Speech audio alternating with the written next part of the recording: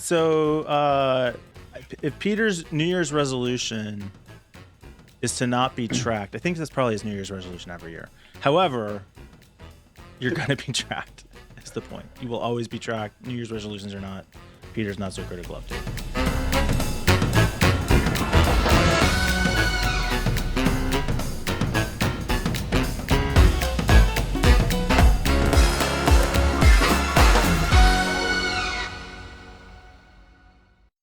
Yeah, this is a story by the brilliant writer Shoshana Wodinsky, and she's talking about how your New Year's resolutions in the form of gym memberships and gym gear and workout stuff is tracked on the internet, and all the apps that people use and install, and the weight trackers and the fitness apps and all that kind of stuff. You might abandon your New Year's resolutions, but the internet never will. And it's basically how ad tech kind of sucks up all this data and has a tricky time figuring out when you're not actually using it. So you get flagged as being a gym nut and you're not. That's it in a nutshell. That's it.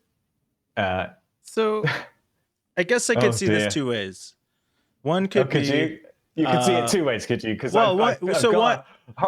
horrible suspicion you only see it one way and you're just trying to appear like you see it two ways. No. I mean, I'm fine with the tracking. That's not the issue.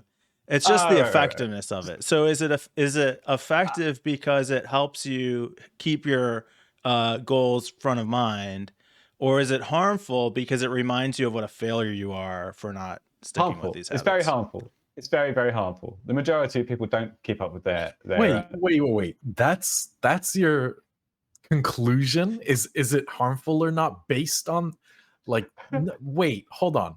Peter agreed with me already, John. You can't take that back. No. But he's not saying it's harmful because you're being reminded that you're a failure.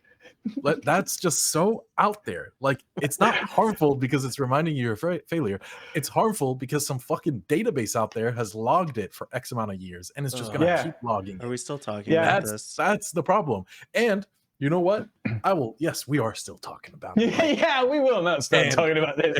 The biggest problem is it's not harmful because of you getting an ad that's relevant to your failures because you didn't keep your New Year's resolution of losing 10 pounds or whatever. Shame on me. But it's actually about the fact that if you make a New Year's resolution that some future political whatever party will not like, and they change some laws that say we get to see all this information about you now, we get to identify this data now we're in trouble. That's why it's harmful. Yeah. One more reason why it is. It's also, as discussed in the article, that there's sort of evil side effect of like people getting people who are have bulimia and body issues getting targeted. You know, they go out and they buy something to try and make themselves healthy, and then suddenly they're like bombarded with all these ads trying to make money off their weaknesses, their vulnerabilities, their medical issues. Right. Yeah, that's one example. Exactly.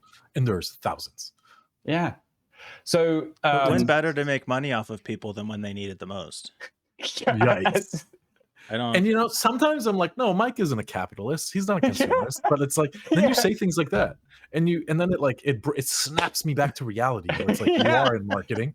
You are here to sell. Yeah. You're here to manipulate. Yeah. And the more data, the better. It's horrible. The article is actually sort of about how difficult it is to get this data corrected or for it to be corrected. There's a big chunk of the article that's about that, where because most people buy these gym memberships and then don't follow through, and in the age of COVID, a lot of gyms have been shut down, and even with what they try and do is correlate bits of information so that if you bought your gym membership and then you are close to where the gym is, then you count as an active subscriber, and then they shoot more horrible ads at you. I love targeting. But even that, I could see you salivating. You're literally Pac-Man. You're ad man. That's what you are. You're just like, I love it. Just eating as you move. Give me more data. Get it in me. I love it. But it's just so horrible. Yeah, agreed. It's just such a horrible, nightmarish situation. So I will admit I had a moment of self-reflection this past week when I was editing the show. Here, I'll play a video to introduce it. Oh, I was looking forward to it. I was wrong video. Let's do this one. Another story, big story. Is there any impact? Peter's going to tell us about the Kronos ransomware attack that is affecting millions of people. Not so critical update. So it was me introducing the Kronos story and mocking all the real people that were affected. Mm-hmm. Peter, during the course of that episode, went to Twitter and found a bunch of people, real people who actually were affected. And I felt kind of bad for mocking them, because if they're not getting paid, then, that's a real hardship for them. And we talked about why that happens, and that it's more headline attention grabbing to report the initial story than to do any kind of follow up on the people that are affected. And it really got to me that here was a case where we could see the impact on real people. And I really felt bad for mocking that. And will throw myself on the mercy of the court. You heard it here first, guys. To apologize for that.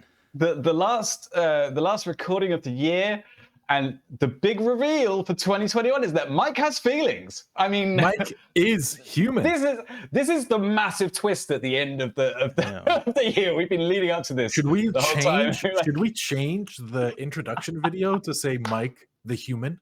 Instead of Mike the nihilist? Yeah. And then it says like destruction behind you. Maybe you'll say like remorseful. Happy.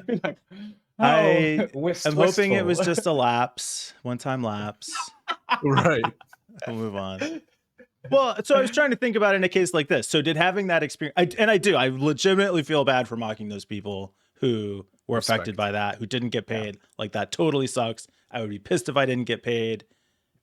I don't know how many people ended up being. I guess I still have a little bit of suspicion that it was overblown, but whatever. That's not the point. I feel bad. That's the main takeaway. However, so now we have this story, and I was trying to think, what can I learn from that? What can I learn from that? What can I learn from that? I'm not coming up with anything.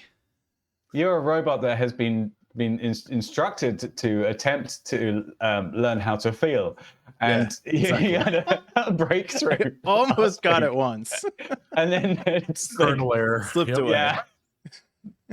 Oh, that's an outlier. Discard. Cosmic ray that just exactly. It was a solar ray.